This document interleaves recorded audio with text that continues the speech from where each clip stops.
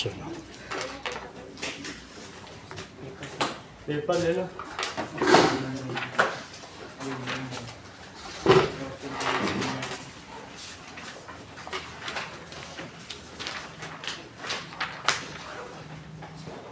How do organisms reproduce?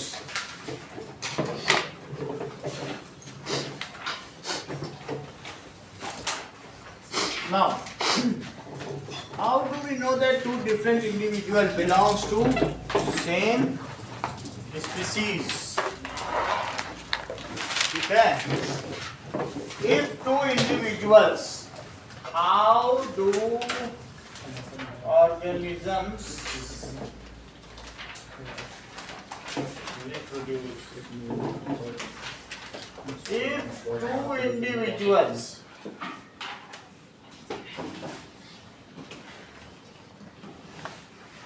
of opposite gender can interbreed and produce a viable child. viable child का मतलब समझते हो?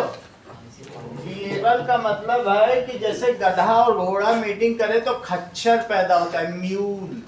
तो इसीलिए गधा घोड़ा अलग अलग स्पीशीज। विएबिलिटी, ऐसा बच्चा पैदा हो जो खुद भी बच्चा पैदा कर सके। इसका मतलब है कि बच्चा बांझ नहीं होना चाहिए, बैरन नहीं होना चाहिए, इनफर्टाइल नहीं होना चाहिए। ऑफ अपोजिट जेंडर इंटरब्रीड, क्या करें बोलो? इंटरब्रीड एंड प्रोड्यूस, क्या प्रोड्यूस करें? Viable, that is fertile child. Then two individuals are said to be of same species. Then two individual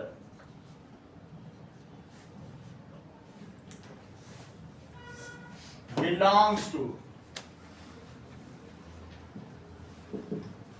same species. तो तुम लोग को ये बात पता चल गई? क्या पता चली बताओ? That is KP of GS.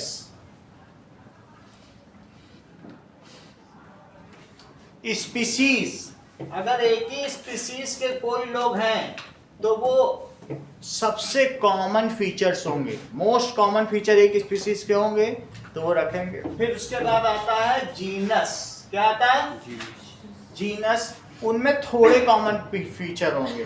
जैसे ये कहा जा सकता है कि अगर मैं स्पीसीज की बात करूं तो डॉग स्पीसीज है, तो डॉग एक स्पीसीज हुआ, उसके सब कुत्ते एक ही होंगे।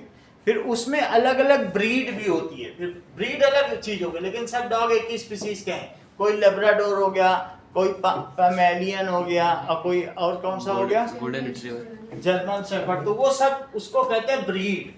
तो ब्रीड अलग अलग हो सकती है। ऐसे हम लोगों में भी अलग अलग हो सकता है, कोई अफ्रीकन है, निग्रो है, कोई जिप्सी है, तो कोई क्या है, हो सकता है कि नहीं हो सकता है? तो ऐसा हो गया। अच्छा, इसके बाद जेनरा में डॉग एंड वुल्फ, ठीक है? दैट इज कुछ ऐसे होते हैं केनाइन।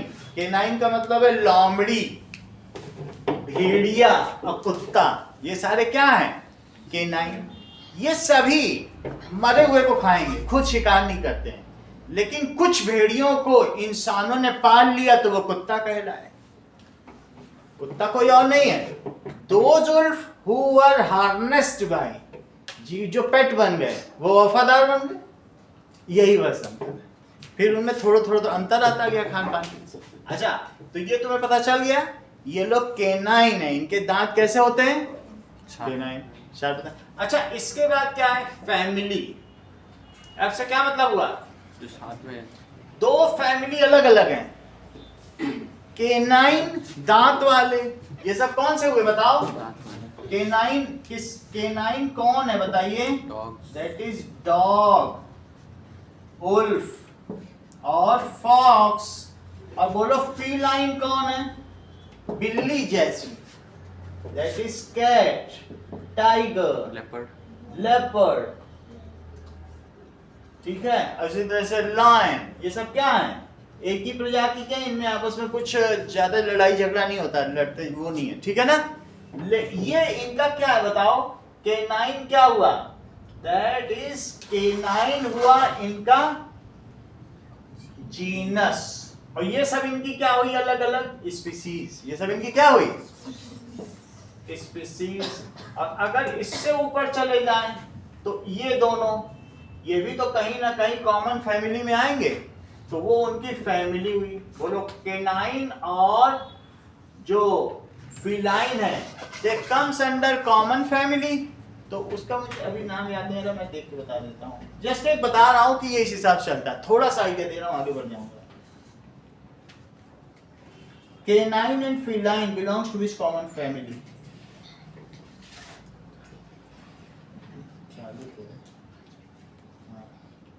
That is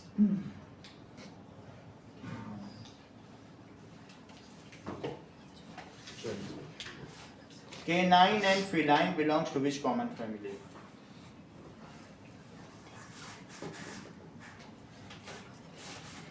ठीक है, दे कम्स अंडर कार्निवोरा, ये किस फैमिली में आए, कार्निवोरा यानी मांस खाने वाले, समझ आ गए।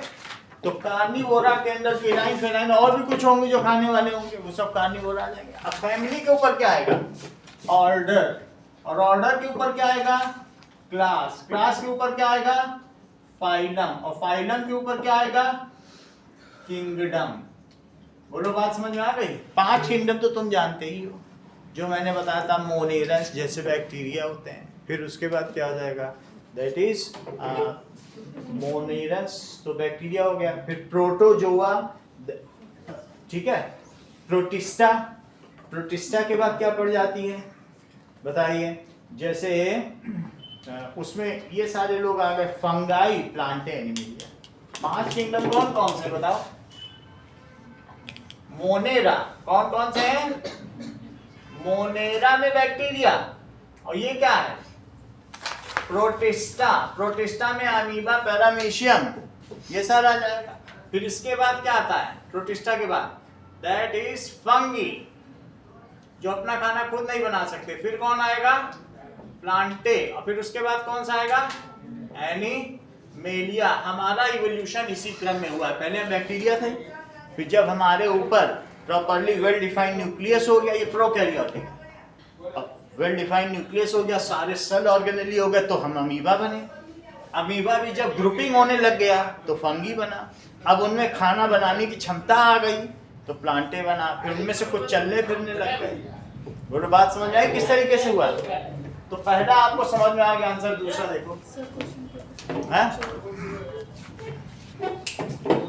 ठीक है, जो एक साथ इंटरब्रीड कर सकें उनको क्या कहते हैं बताओ, that is comes under same species, और दैट इज persons या individuals of same species have the most resemblance, उनमें सबसे ज्यादा कॉमन फीचर होंगे। अगर मैं कहूं कि तुम ज्यादा सुनील से मिलते हो कि गाय से मिलते हो, तो तुम दूसरी स्पीसीज से उतना नहीं मिल रहे हो, तुम जितना अपनी स्पीसीज से या बिल्ली से मिल रहे हो, तो फिर ऐसा सही है, वो आपस में कहना ठीक है।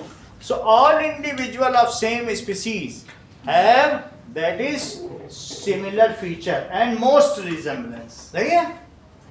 all individuals of same species have, ठीक है, similar feature,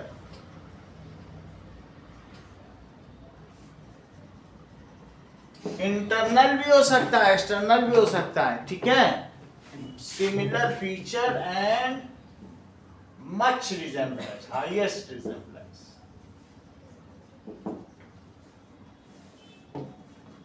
ठीक है। Group of individual of one species is known as population, और 2-3 स्पीसीज मिला दो तो कम्युनिटी। जैसे हमारी कम्युनिटी में कुत्ता, बिल्ली, मच्छर, खटमल भी आते हैं, सही है, जिनके बीच तुम रहते हो, जिनसे आपस में इस चीजों का इकोसिस्टम में जो तुम्हारे सब लोग कम्युनिटी है, जो जीवित लोग हैं, तो इसका क्या लिखोगे बोलो? Group of individual. जो सुना सेंटेंस पूरा करो। ऑफ, तुम तो कच्ची हो सुनने में काम की। हाँ, एक ही स्पीसीज के लोगों को जनसंख्या कहते हैं। मैं कहूं मनुष्यों की जनसंख्या, तो कह रहे हैं कि एक ही कम्युनिटी के, समुदाय के लोगों को जनसंख्या, क्या उनको पॉपुलेशन कहोगे? कहोगे हमारे जोधपुर की पॉपुलेशन इस समय 9 करोड़ है, जिसमें 3 करोड़ मच्छर, 4 करोड़ खटमल, ये ऐसे बता रहे हैं। ऐसे कौन बताता है? That is group of individuals of same species, उन्हीं को तो तुम पॉपुलेशन कहती हो। Species is called population. जो तुम्हारे मतलब का हो वो लिख देना। मैं सारे एस्पेक्ट बताता हूं, लेकिन सारी चीजें मतलब की नहीं होती। सवाल की 1 नंबर का सवाल है, तो अपने मतलब की चीज लिख लेना, वो पहली लाइन है। अब अगला देखो। In a bisexual flower, in spite of young stamens being removed artificially, the flower produces fruit.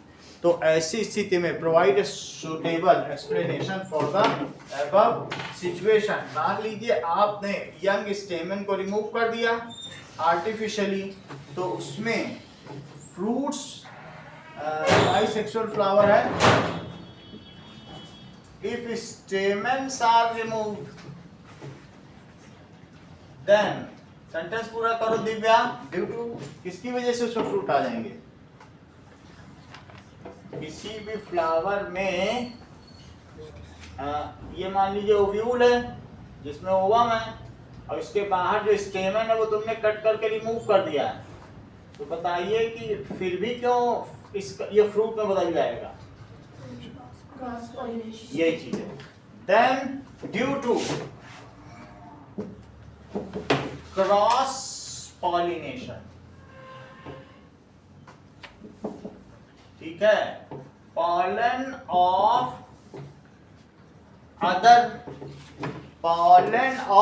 Other flower of same, मतलब वो अदर फ्लावर ऑफ सेम होगा तब तो सेल्फ ही हो जाएगा ना। Other plant of same species, of other plant of same species. Same species का होना चाहिए। अमरूद का पॉलन ना गिर जाए सेब पे, कुछ नहीं हो पाएगा। Same species may fall on stigma,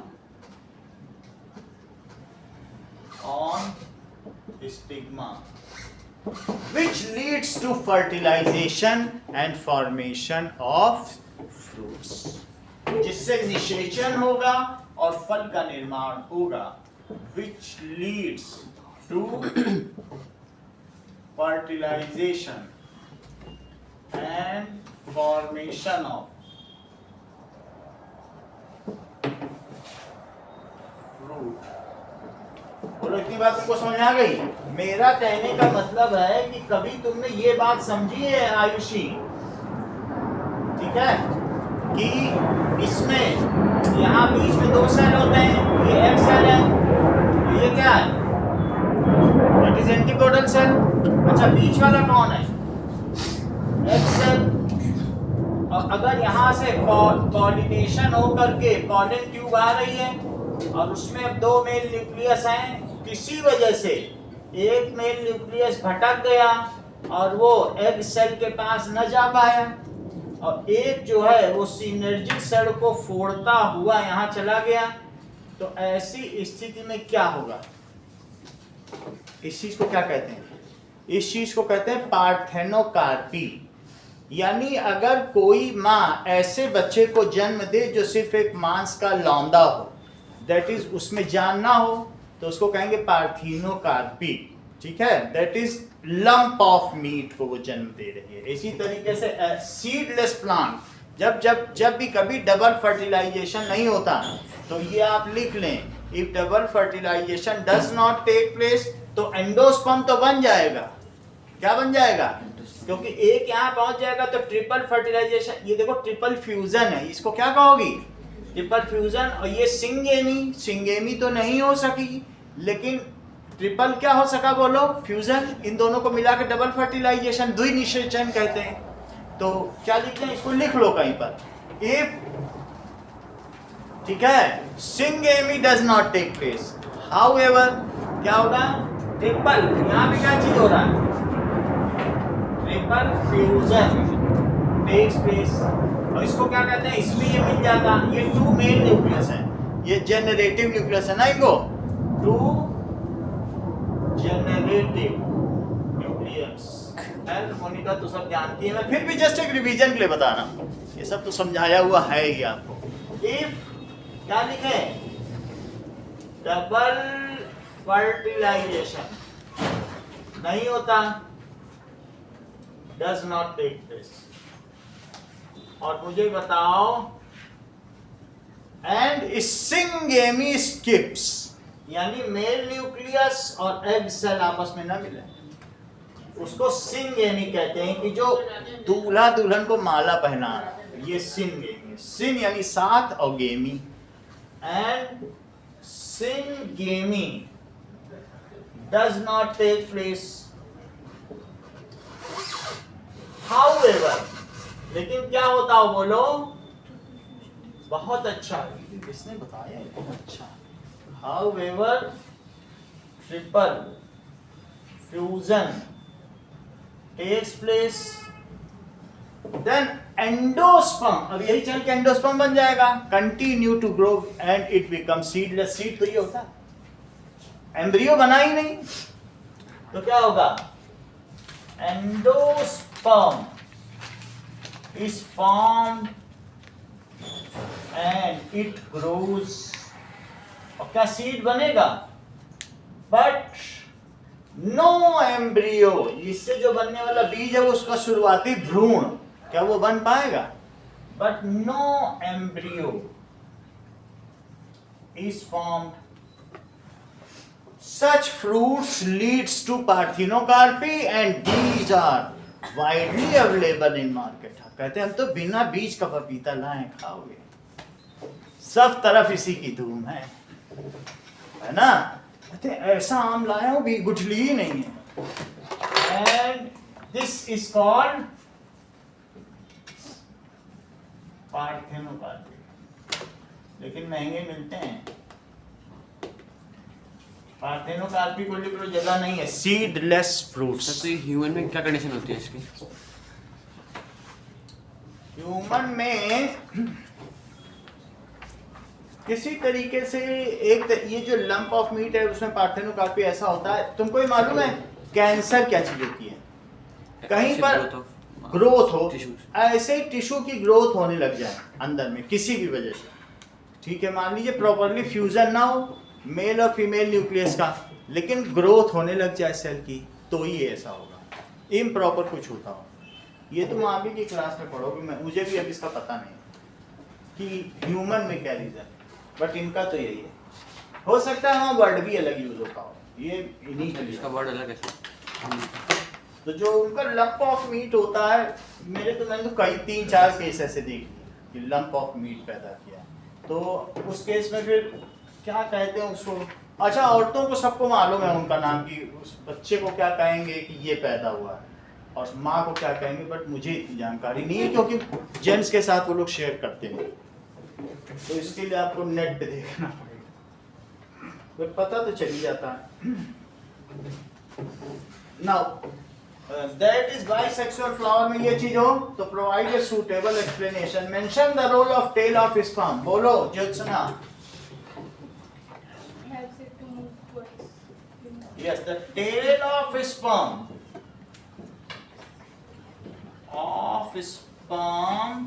makes it highly motile. Makes it highly motile in vaginal tract.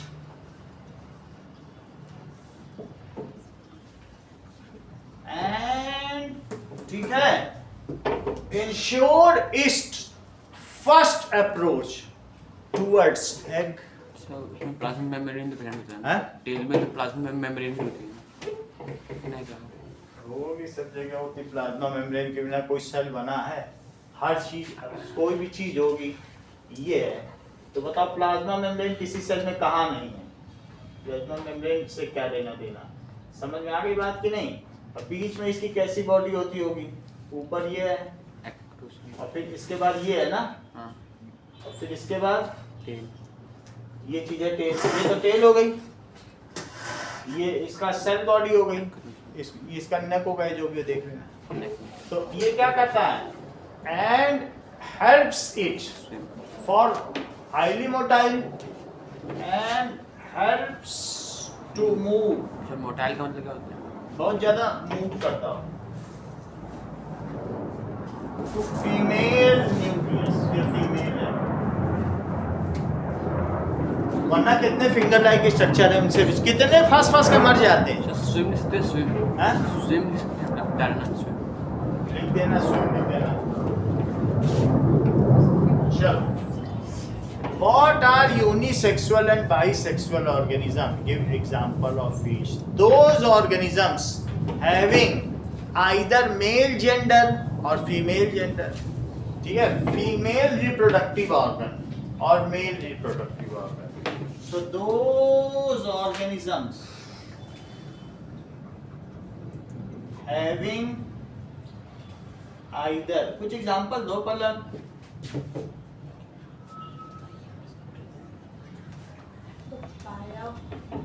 पाया, मेल और female reproductive organ are called unisexual.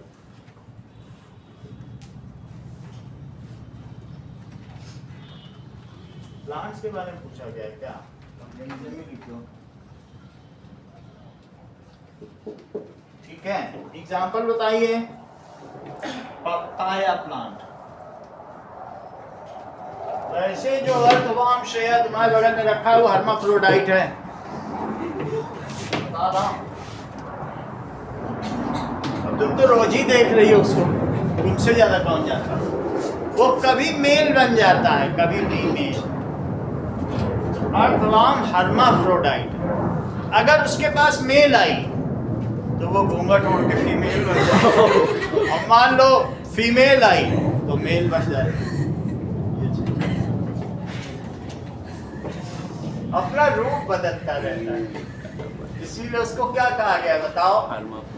Hermaphrodite. बाकी ज्यादा जानकारी आपको श्रेया से मिल जाएगी। अब अगला देखिए, जैसे अर्जुन गए थे नहीं अज्ञातवास में, ब्रह्मनल्ला बन गए थे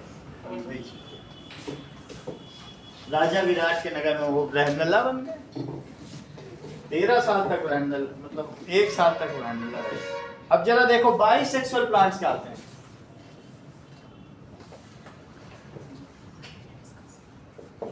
आर हैविंग, कौन से होते हैं? बोथ सेक्स ऑर्गन, जैसे मस्टर्ड, गुड़हल जानते हो, ठीक है, और हिबिस्कस है ना, नहीं जानती? हिबिस्कस, मैंगो, इतना ही काफी। लो, पर इन्होंने कहा कि ये बहुत बड़ी बात इन्होंने कही है, कह रही है ये जो चीज होती है रिसेप्टिकल, वो ओवरी नहीं फूलती है एप्पल में, रिसेप्टिकल फूल जाता है, इसीलिए तो एप्पल मीठा नहीं होता। इतनी बड़ी बात कह दी मैंने, कहने बातों बात। हाँ, रिसेप्टिकल फूल के एप्पल बनता है। It is the single case where ovary does not, नहीं तो मीठा ना होता आम की तरह। इतनी बड़ी बात। लो, चलो समझ आ गई बात। अगली चीज देखो, write down the correct sequence of event in sexually reproducing flower. Ankur Raj, सबसे पहले क्या होता होगा? पॉलिनेशन, फिर आगे बोलो। फर्टिलाइजेशन, बहुत अच्छा। That is germination sorry, of pollination tube. क्या होता होगा? Germination of pollination tube. फिर क्या होता होगा? जर्मिनेशन हो गया। फिर आप चाहो तो फर्टिलाइजेशन बोल ही सकते हो। फर्टिलाइजेशन में दोनों चीज होंगी ना, डबल फर्टिलाइजेशन, सिंगेमी भी होगा और ट्रिपल फ्यूजन अभी दिखाया था ना। तो क्या लिखोगे? फर्टिलाइजेशन। और फर्टिलाइजेशन के बाद क्या होगा? फर्टिलाइजेशन हो गया, बोलो। Shedding of sepals and petals, sepals, petals and स्टेमन सब गिर जाए। Shedding of,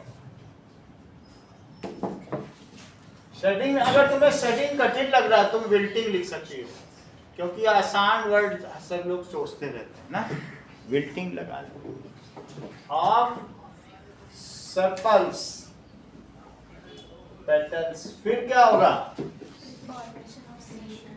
yes, that is formation, growth of ovary and formation of seed होगा।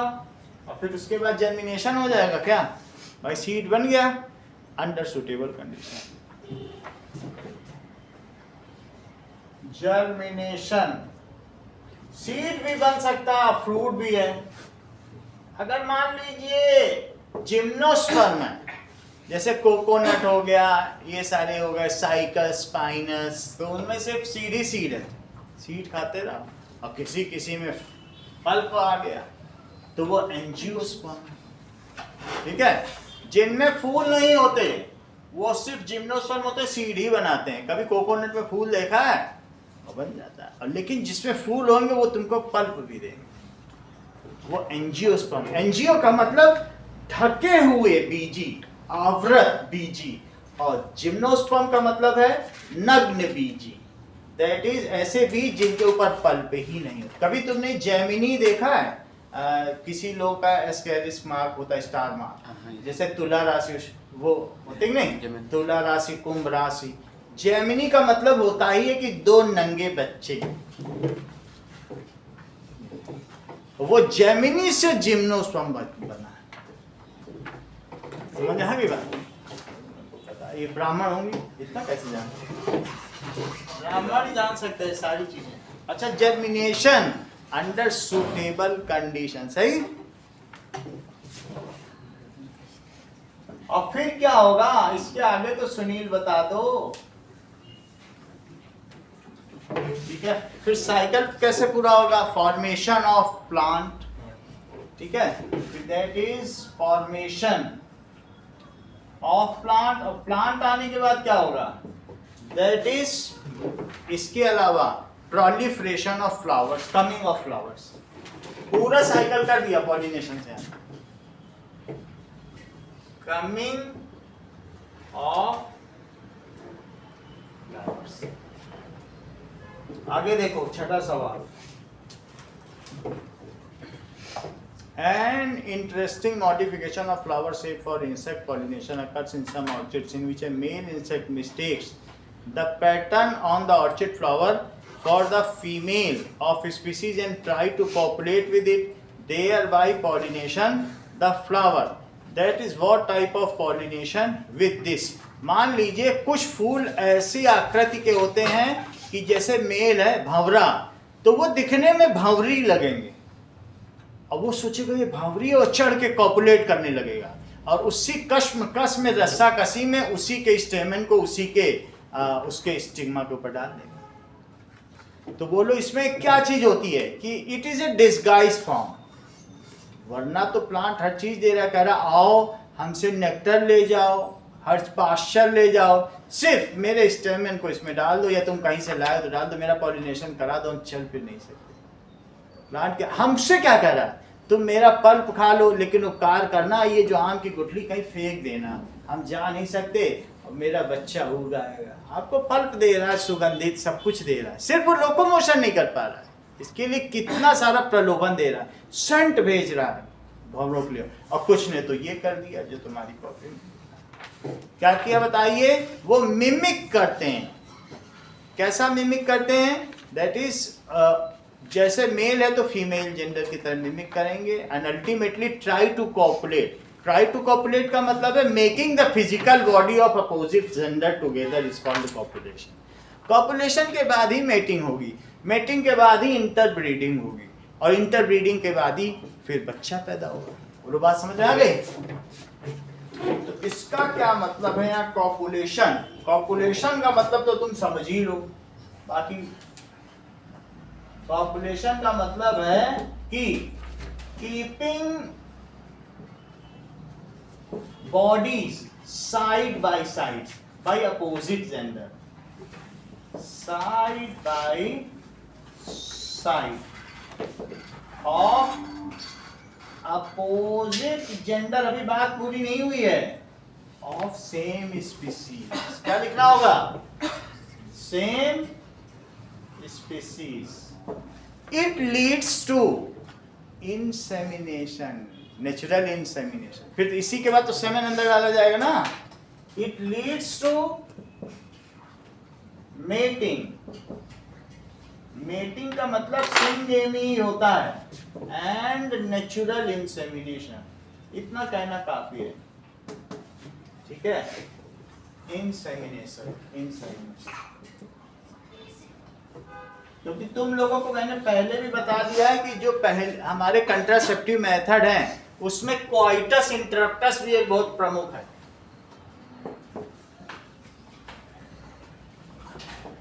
ये वर्ड यहीं से आया है कॉपुलेशन से।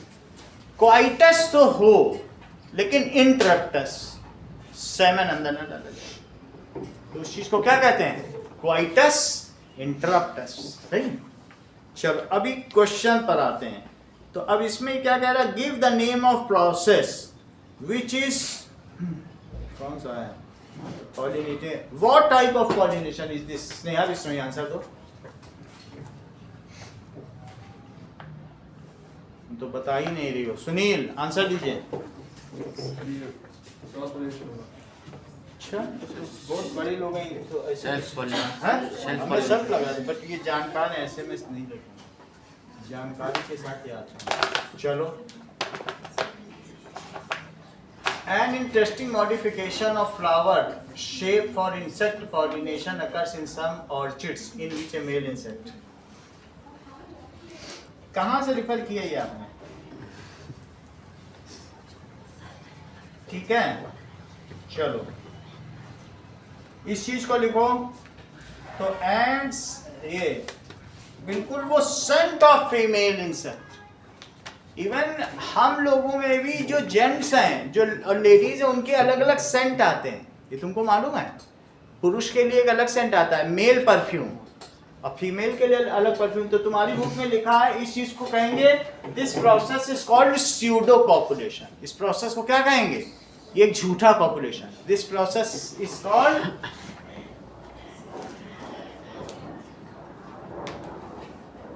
Pseudo copulation.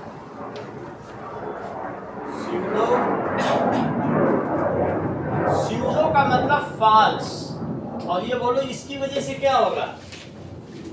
Now picks up, और ये पॉलिना ऑन इट्स बॉडी, ठीक है? ये फॉल्स कॉपुलेशन है। It leads to self pollination होना चाहिए, इसमें तो लिखा ही नहीं।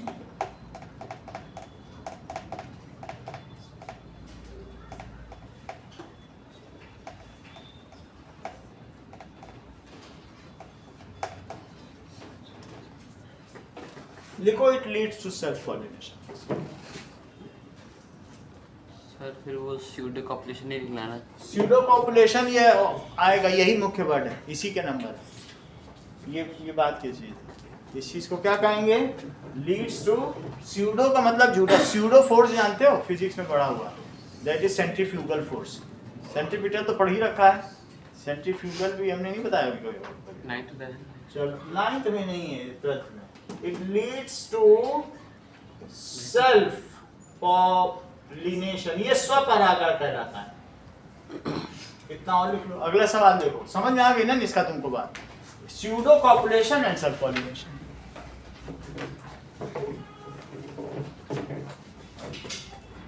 Explain the why fertilization is possible only if copulation takes place during the middle of menstrual cycle. Also give the name of process which is closed using while a woman is pregnant. सारा उत्तर दो Ayushi.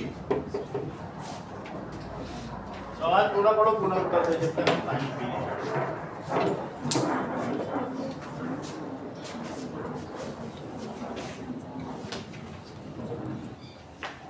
Sir क्योंकि उस time पे जो egg होता है fallopian tube में होता है.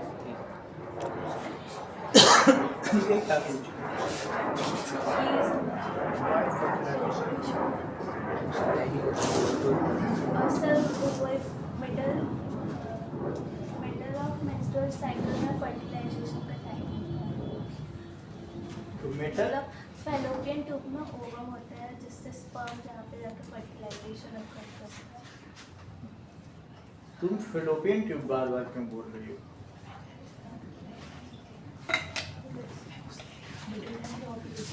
सही है, फैलोपियन ट्यूब ही में होगा. चलो बोल दो तो गलत नहीं जाएगा तो वहीं पे ना. चलो, that is the time during the mid of वो 14th डे के 16th day. Yes, that is on during mid of menstrual cycle, that is on 14th day of menstruation, from menstruation, ठीक है, of menstrual cycle. Egg is fully matured. It is released by ovary and reaches to fallopian tube. This is the better suited या most suited time for sperm to get fused with it. यही तो एक ऐसा time होता है. तो इसलिए क्या लिखा गया है कि मिडिल में ही अगर कॉपुलेशन किया जाए तो ही बच्चा पैदा होगा. अगर शुरू में जब मेंस्ट्रुअल फ्लो हो रहा है 5 दिन, तब मान लीजिए स्पर्म डाल दिया जाए तो क्या बच्चा पैदा होगा? उसके बाद एग नहीं बना 3 दिन तो स्पर्म की लाइफ है. तो 6 से लेके 14 तक डाला जाए, 14 नहीं 11 तक.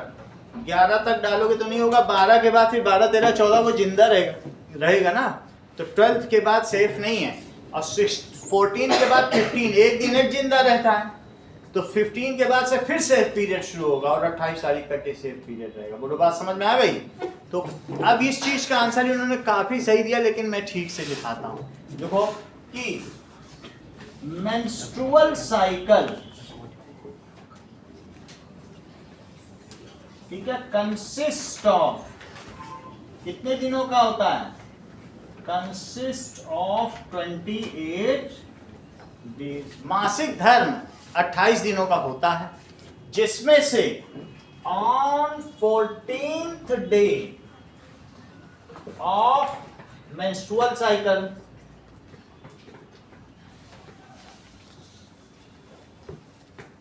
मेंस्ट्रुअल साइकिल क्या चीज होगी बताइए?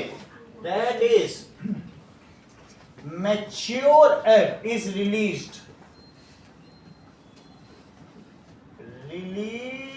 by either of ovary. कोई एक अंडाशय उस अंडे को दे देता है. either of ovary it reaches to तक पहुंच जाता. बोलो fallopian tube.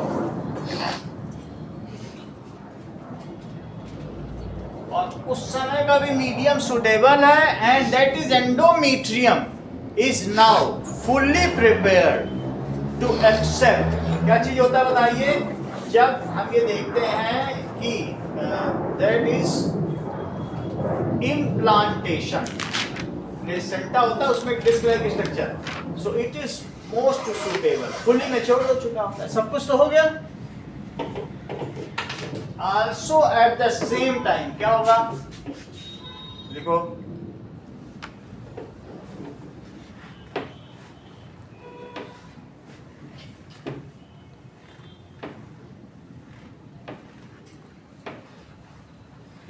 चलिए. Also at the same time, sentence पूरा करो अंकुर राज.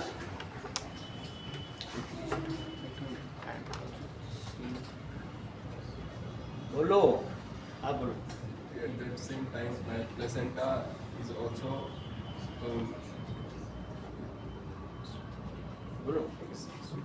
अलग, हाँ, दैट इज एंडोमेट्रियम। अब इसको रॉन्गिंग करने का क्या मतलब? तो 17 दिन बाद पेपर है, अभी भी नहीं सुन रहे हो, रिपीट नहीं कर पा रहे, जो खुद लिखना है वो रिपीट नहीं कर पा रहे, कितनी बुरी हालत है। एंडोमेट्रियम, कल एक भी आंसर नहीं दिया। एंडोमेट्रियम ऑफ यूट्रस क्या है? Is fully prepared. किसके लिए प्रिपेयर्ड है? To accept the embryo.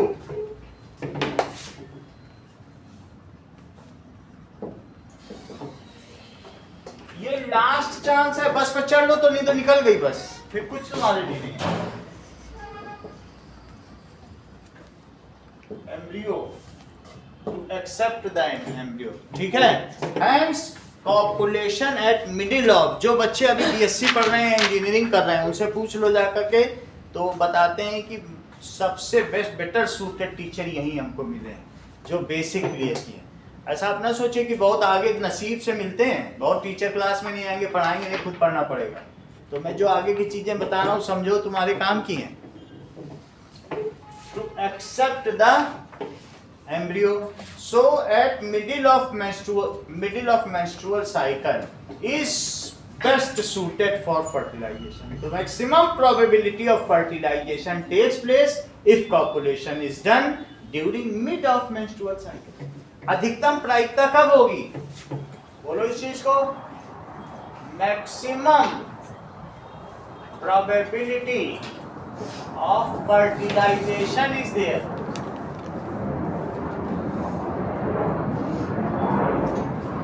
if copulation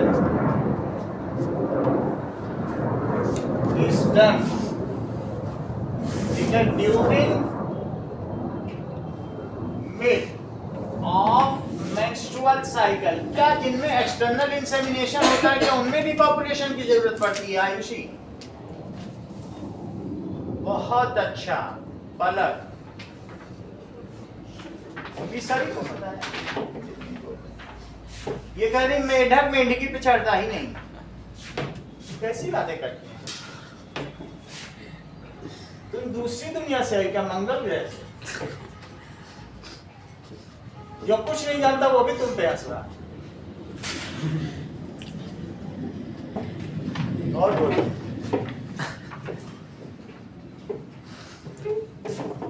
बोलो अंकुर राज, जितना तो मैं भी जानता हूँ। सही, अब इससे अगला क्वेश्चन पूछ लेंगे ना, ठीक है। Also give the name of process which is closed when women is pregnant. क्या क्लोज हो जाता है जब वुमेन प्रेग्नेंट होती है? बोलो। फर्टिलाइजेशन। बहुत अच्छा। कोई नहीं हंसेगा तुम पे, कौन हंस सकता है? ठीक है। So when women is menstruation when woman is pregnant, ठीक है, then menstruation का मतलब है vaginal flow of blood is closed। जब बच्चा बाहर निकल जाएगा, वो पहली बार दूध पिला देगी माँ अपने बच्चे को, उसके बाद फिर से मेंस्ट्रुएशन शुरू हो जाएगा। चलो अगला सवाल पढ़ो। एक पढ़िए Ankur Raj. What do you mean by tissue culture? ठीक है, ब्रीफली एक्सप्लेन इट्स इंपॉर्टेंस। बोलो। टिश्यू कल्चर क्या है? इज ए टेक्निक, बहुत अच्छा, ऑफ माइक्रो प्रोपगेशन। ये किसकी टेक्निक है? Micro propagation. किसमें से? बोलो। Of growing tip. उनको क्या कहते हैं? वो कौन से टिश्यू होते हैं? मेरिस्टेमेटिक टिश्यू, ठीक है। ऑफ ग्रोइंग टिप्स या शूट्स of plant, ठीक है। These tissues comes under, ये किसमें आते हैं? अंडर, जो भी सही चीज लिखोगे उस पे मार्क्स हैं, लिखते ही जाओ जो जो सही, ठीक है, गलत लिखने से पहले सब सही लिख डालो। That is comes under meristematic tissue, ठीक है। A small part of it, microscopic part of it taken in culture medium, जिसमें AGBR का आगार मीडियम है, न्यूट्रिशन मीडियम। तो it is done under lab condition या controlled environment ना।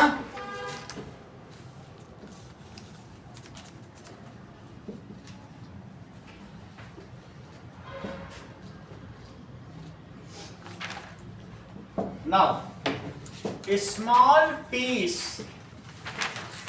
of shoot is dissected. Dissected का मतलब क्या होता है? बड़ी तेज छुरी से काट लिया जाए। Dissected and kept in culture medium. उसको कल्चर मीडियम में रखते हैं, ठीक है।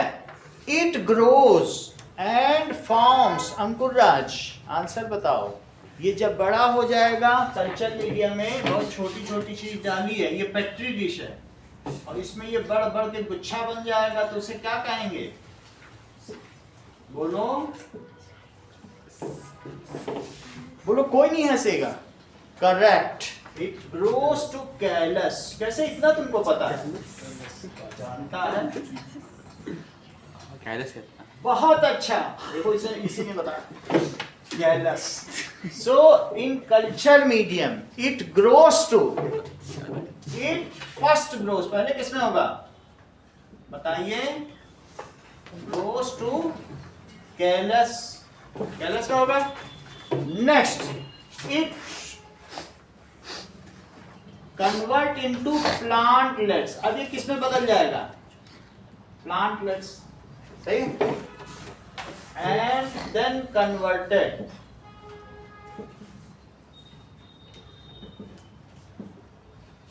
इनटू, फिर क्या किया जाएगा?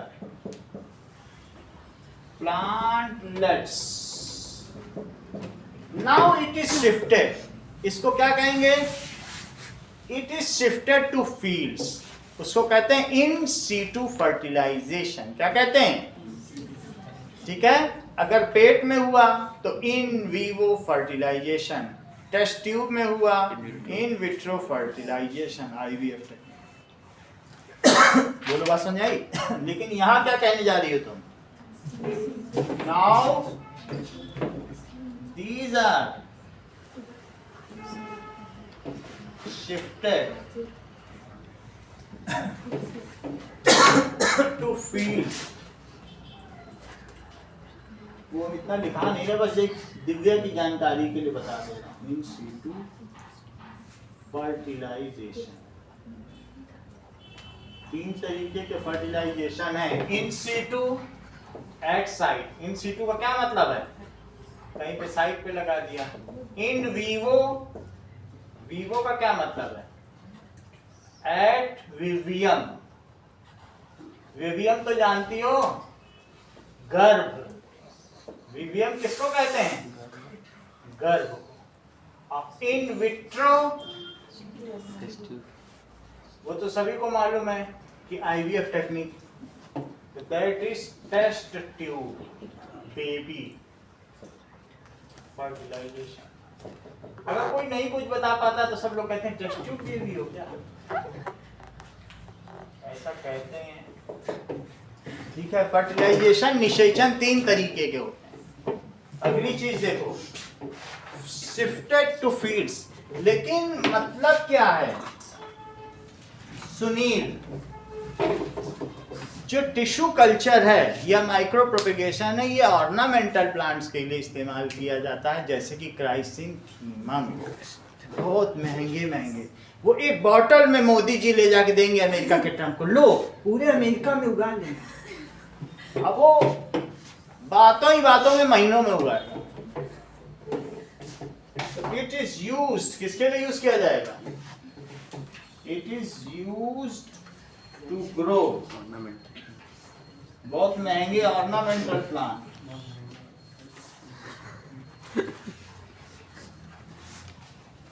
What are the features of tissue culture? बताओ ऊतक के द्वारा यदि उत्पादन किया जाता है तो उसके क्या क्या सेलिएंट फीचर्स हैं, उसकी अंतर्भूत विशेषताएं बताइए। That is merits fast of tissue disease free अच्छी जानती हो। So it is disease condition में उसके free as lab condition में होता है। It can be grown throughout the year. Fast growth It Fast can be grown throughout the। एक चीज और बताओ, fast growth. फास्ट ग्रोथ तो अंकुर बता ही रहे हैं, और कुछ genetically similar yes these are genetically similar. और बताओ, early growth of fruits and those seeds which have lost their viability, जिन्होंने अपने बीज बनाने की क्षमता ही खो दी हो, उनके लिए यही तो तरीका है, सही ना। बीज ही ना बने तो क्या करो। early appearance of fruits and flowers. Low less maturity period, अब तो 7 हो गए, इसमें से मिसका नहीं कितने बताए होंगे, किसकी बैठी हैं, इसमें लिखना कितने हैं पॉइंट्स? 3। आपकी मर्जी है। Those plants which have lost their viability, viability जैसे बनाना में, क्या वो कोई भी बनाना तो खैर ऐसे दूसरी चीजों से उग जाता है, तने से उग जाता है। Lost their viability, this is the only method।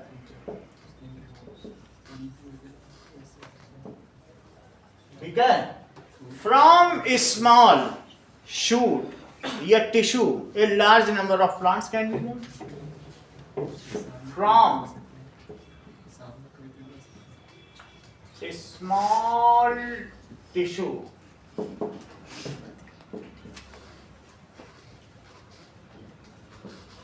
Plants can be grown. एक बात दिव्या ने बताई है कि all plants are genetically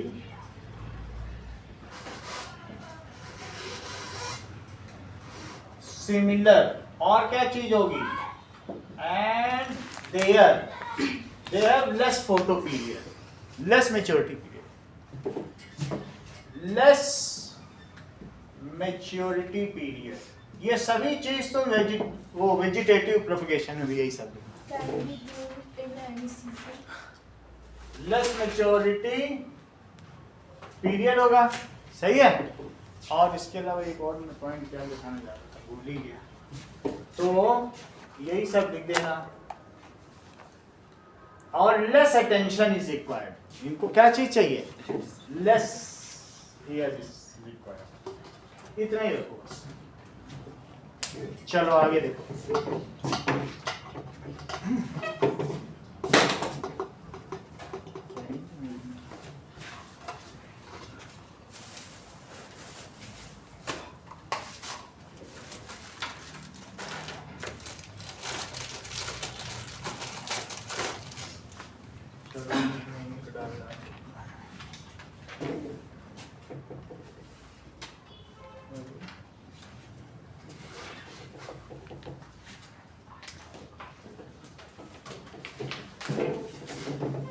चलो अगला सवाल,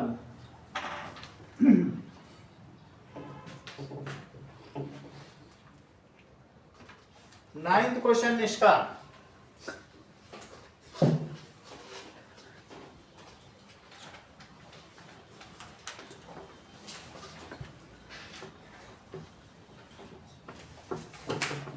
बताओ,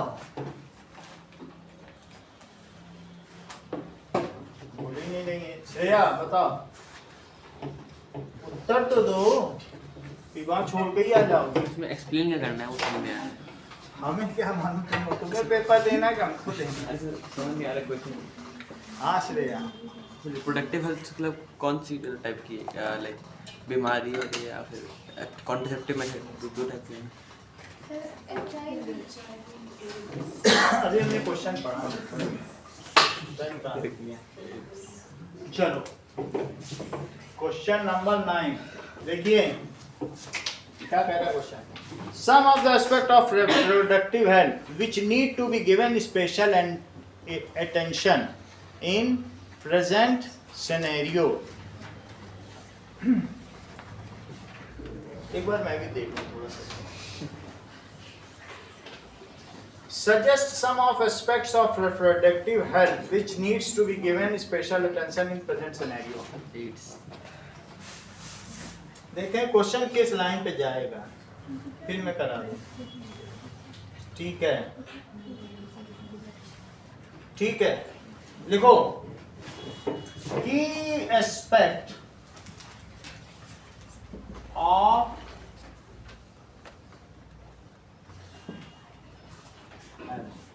पहली चीज that is sex education at school and college level. बच्चों को जानकारी हो sex education at school and college level.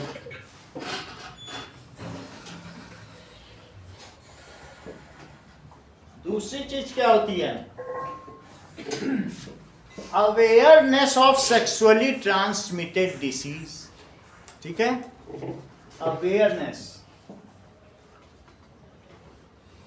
Of STDs.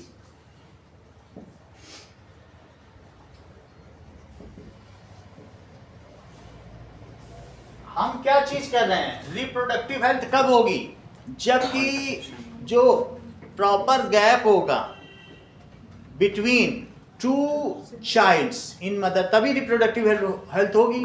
तो early that is avoiding pregnancy, marriage at early age and that is which leads to early pregnancy of girl child या girl.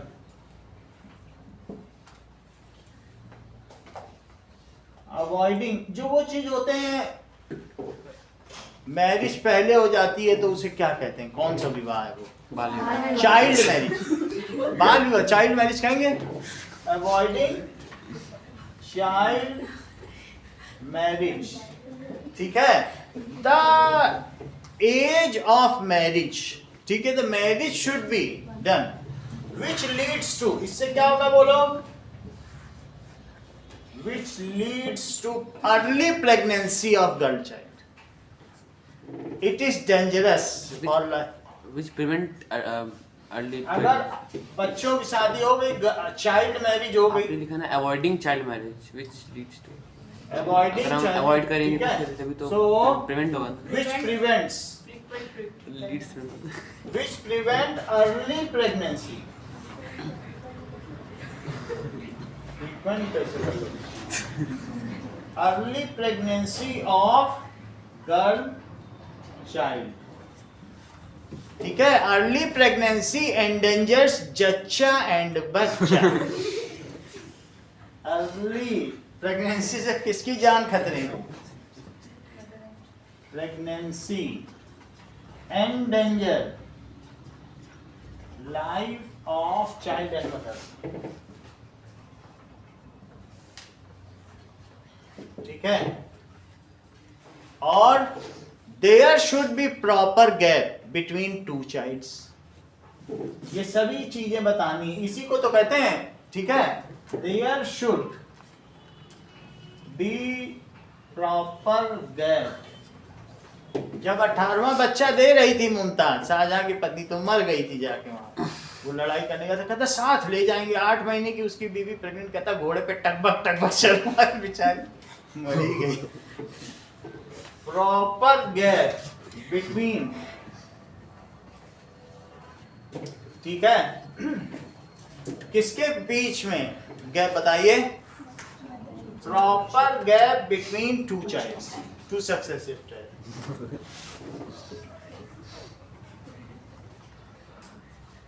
बताई नहीं ये सब बातें, ये सब इतिहास में। फिर 2 महीने तक उसी कमरे में अपनी वाइफ की डेड बॉडी के साथ बंद रहा, 2 महीने के बाद निकला तो उसी की छोटी बहन से शादी कर ली, और जब लौटा तो मुमताज की बेटी जहांआरा से शादी कर ली, अपनी ही बेटी से कर ली। 2 महीने मतलब क्या बन रहा है? और कहते महान शाहजहां प्रेम का प्रतीक है, जो अपनी बेटी से शादी कर ले उसकी बहन से शादी कर लो, प्रेम का प्रतीक है। कहते हैं सिंबल ऑफ लव। सही है। अब ये समझो वो उसकी 18वीं बीवी थी, 18वें बच्चे को होने पे वो मरी। तो ऐसे मुगल बादशाह का क्या करना, वो प्रेम का प्रतीक है। चलिए लोग ताजमहल भेंट करते हैं। अब अगला देखिए, next is should be proper gap. तुम्हें समझ में आ गया? अगली चीज क्या बताई गई है कि that is access to contraceptive methods for common people. जिस अस्पताल में जाओ दरवाजे पर ही जो कंट्रासेप्टिव डायाफ्राम हो, चाहे कंडोम हो या और कोई भी कंट्रासेप्टिव मेथड हो, वहां रखा हो। ये नहीं कि वो बाजार में दाम पूछ के लौट रहे हैं, ऐसा नहीं होना चाहिए। ठीक है। Access to contraceptive methods, that is condom and diaphragm to common people। पहले तो हम जब सिनेमा हॉल में जाते थे लोग उसमें बैलून फुला के छोड़ते थे वहाँ, तो हम लोग देखते थे दैट इज फ्री में मिला, जब ये लोग कर रहे हैं साथ। अभी भी तुम लोग अंदर सिनेमा हॉल में जाते हो, ये सब होता है क्या?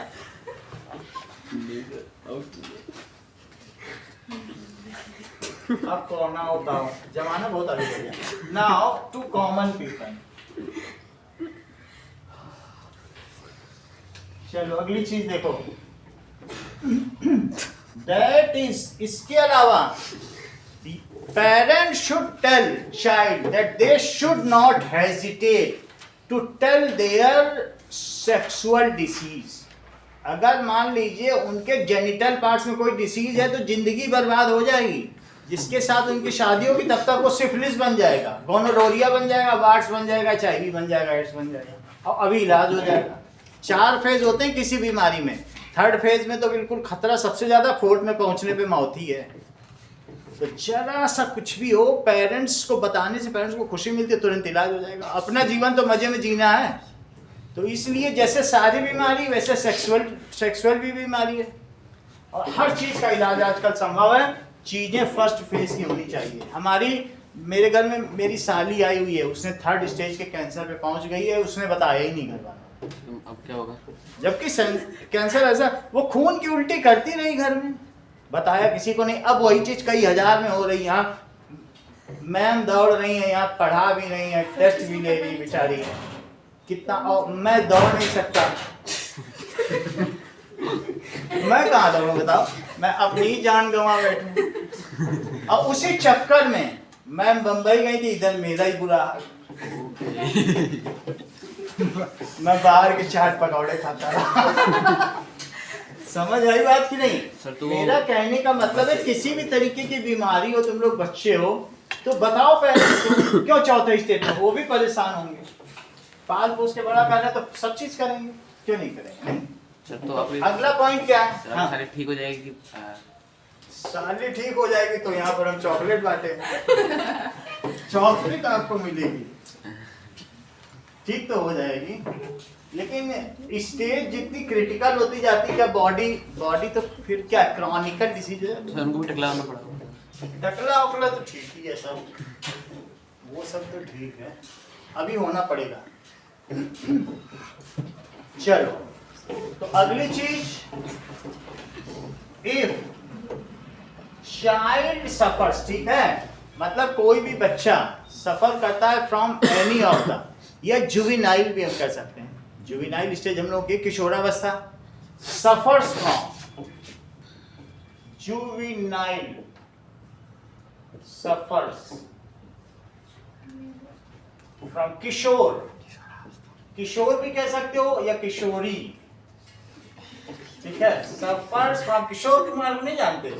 If juvenile suffers from any, spelling क्या है? जुवेनाइल भी बोला जाता है, दैट इज टीनेजर। इसमें सर आपने क्या लिखा? इसका नहीं आ रहा। Juvenile, GUVI।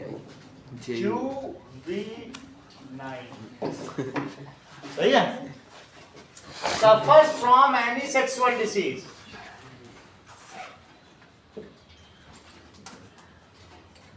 He or she should intimate to parents. Should.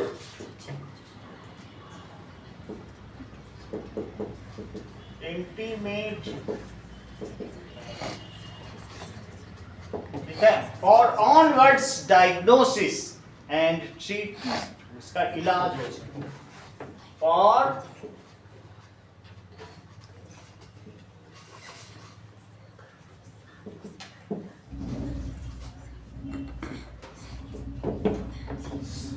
sexual education and helps in national prosperity and population control.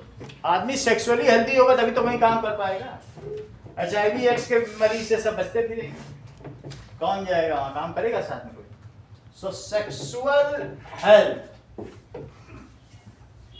जो सेक्सुअली हेल्दी है उसके चेहरे की चमक ही अलग होती है। सेक्सुअल हेल्थ लीड्स टू, क्या होती है बताइए? It leads to that is physical health, physical health बनेगी, सही है। National prosperity and population control, तीनों चीज होगी कि नहीं? फिजिकल हेल्थ, नेशनल प्रॉस्पेरिटी, और अगली चीज क्या है? Population control. अगला सवाल देखो, इतना लिख लेना, बाकी तुम लोग अपना घर ही में लिख लेना सब पढ़ के। चलो कुछ पॉइंट तो बन ही गए होंगे, कितने बन गए? 5 मिनट। अरे ओके, मिस हो गया। सही है। 10वां सवाल बताएं हमको राज, आप तो एयरफोर्स स्कूल में। Name the most widely used method of contraception. ठीक है, explain how does it work. That is most widely used method. कहने का मतलब है though mating is done, that is unwanted pregnancy can be prevented. Though mating is done is called contraception. ये line लिख देना भी अपने आप में बड़ी बात है, क्योंकि क्वेश्चन ज्यादा नंबर। देखो, the method used to prevent unwanted pregnancy, दो mating is done, is call उसे क्या कहेंगे? कंट्रासेप्शन, गर्भ निरोध। इसको क्या कहेंगे बोलो? गर्भ निरोध। निरोध का मतलब रोकना। The most commonly used method for it is the बहुत अच्छा। The most commonly method used for it is barrier method। ठीक है, male and female condom and female diaphragm.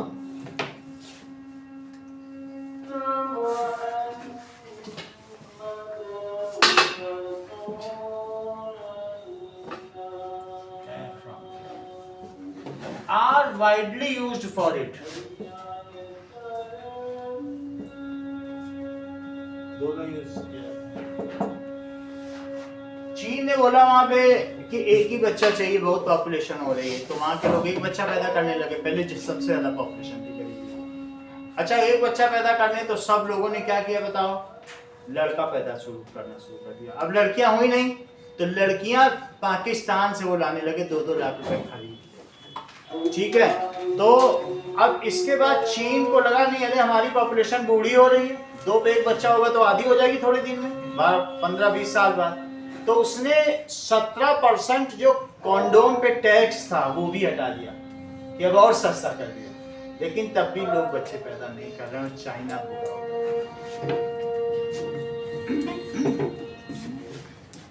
ये भी हाल फिलहाल की खबर है, ठीक है। तो अब इसका क्या फायदा है बताइए, how does it work? It is तो male condom is worn on। ये कैसी है? थिन शीट है, बहुत पतली शीट होती है। इस थिन शीट, शीट का मतलब समझते हो? एक लेयर जैसा मोबाइल के पीछे का cover. Thin sheet which is worn on penis while diaphragm में क्या होता है? It is a belt type होती है जो it is worn on vagina, inserted in vagina। Diaphragm belt भी होती है।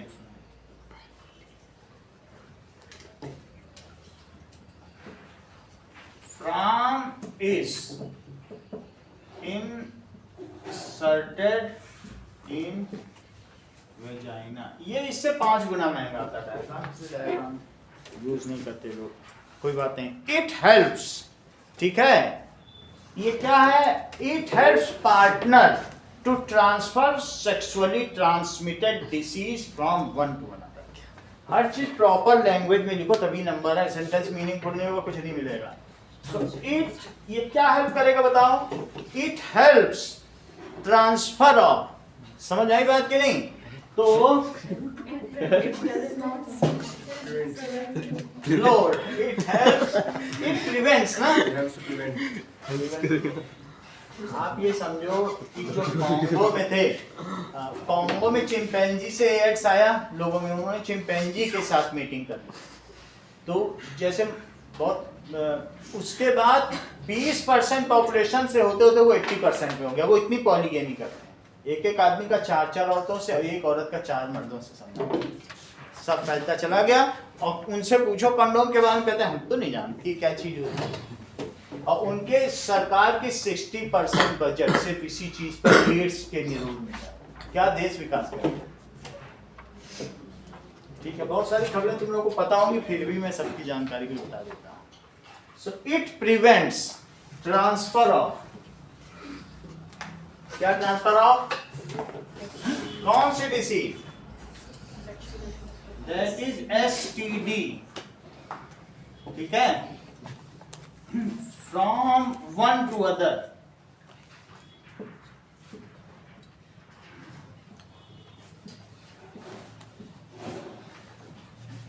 ड्यूरिंग सेक्स बिटवीन पार्टनर्स, या ड्यूरिंग मीटिंग बिटवीन पार्टनर्स।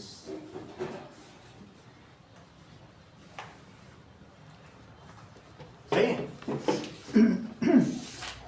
अगला सवाल देखिए, व्हाट इज डिफरेंशिएट, किसके किसके बीच में? हाइड्रा तो तुमको मालूम है ना, बहुत छोटा सामान रखा है, एक डिब्बी में रखा है, इतनी छोटी डिब्बी में रखा, उसमें भी ये 4 मिलीमीटर का तैरता रहता है। हमने सबको दिखाया, तो ठीक है, हाइड्रा। और दूसरा क्या है? उधर ही की तरफ रखा होगा। और दूसरा क्या है? बात देख लेना, चलो उधर ही रखा होगा। एक के अंदर में बायो स्पेसिमेन के अंदर एक गिट्टी पड़ी है, गिट्टी दिख रही? नहीं दिख रही?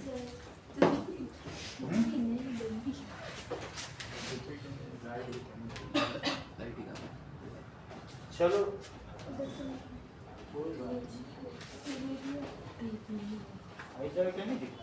कोई बात नहीं, हमें इतनी जरूरत नहीं, इतनी छोटी सी थी वो, अगर होगा हो सकता है, सही होगा।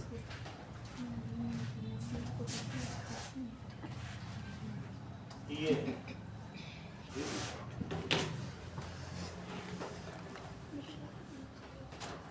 तो मास्क है, इतना टाइम बाद में दिखाएंगे। हाइड्रा ये है, इतना कैसे पता है? सर वो आपने आखिरी बार उधर रखा था ना इसलिए। यही है क्या? यह तो हाइड्रीला है। छोड़ो, ये सब साल के बीच का टाइम होता है। हाइड्रिल से वहीं पे होगा ना, मुझे जहाँ तक पता। चलो, difference between hydra and amoeba. चलो,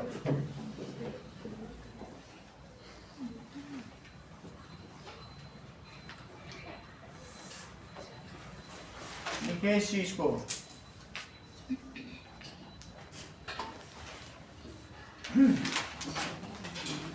इसमें क्या होता है? Hydra that is multi cellular. सिर्फ रिप्रोडक्शन के बारे में पूछ रहा है पूरा रिप्रोडक्शन ना। So in this budding take place. ये कैसा है? It is multi cellular which reproduces by budding. It is unicellular and reproduces by binary fission. द्विस्तरीय विखंडन।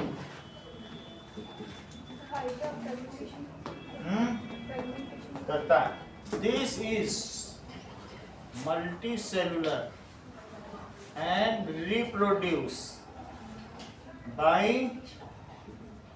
budding or fragmentation. और जबकि इसमें क्या होगा? It is unicellular which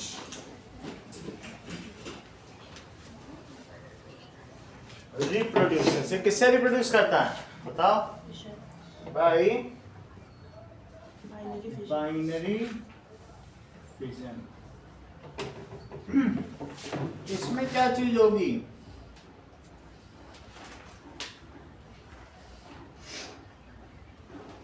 That is a bud comes out from parent animal, hydric animal. जबकि वो एक प्रोटिस्टा है, तो a bud comes out from parent animal, protrudes out and finally detaches. A bud comes out from parent animal and finally detaches. ये budding के लिए, ठीक है श्रेया? ये चीज क्या हुई? बडिंग के लिए। जबकि इसमें क्या है? That is first. अरे तुम कितना अच्छा जानती हो। That is karyokinesis and followed by cytokinesis. That is nucleus divides into two, followed by cell division. तुम अच्छा काम करोगी।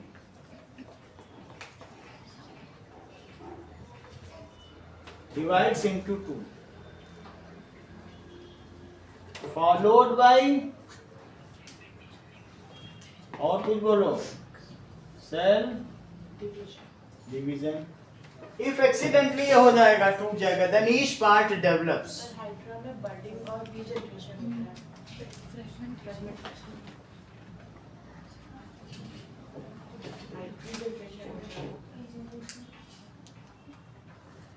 सही कह रही हो। मतलब फ्रेगमेंटेशन में तो ऑटोमेटिकली टूटना होता है, जैसे ना स्पाइरोगैनम। एक बार और देखो। What type of reproduction takes place in Hydra?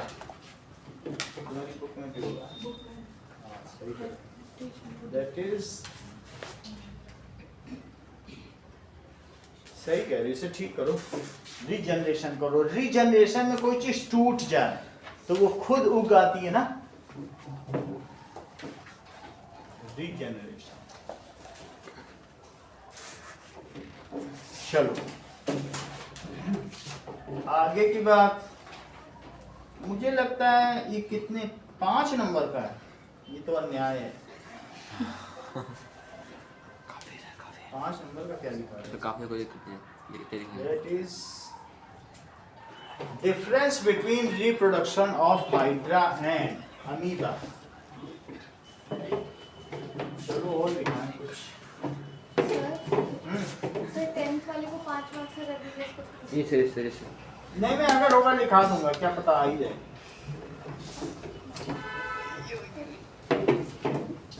अब तुमने इतने मन से काटे तो तुम्हें बात में थोड़ी काटूंगी। 11th क्वेश्चन 11th है ना, ये भी 5 बल्कि 12, 13, 14 12 तो सिर्फ 5 मार्क्स का है। कैसे सर आपने अभी 12th लिखा है। अरे अरे ये तो 12th हो गया। 12 तो 5 मार्क्स का, लेकिन 11th नहीं है, 11 से 5 मार्क्स का ही है। मतलब अकॉर्डिंग टू वो आंसर। चलो ये कितने का हो गया, 11th है ना, 5 नंबर का ही है। चलो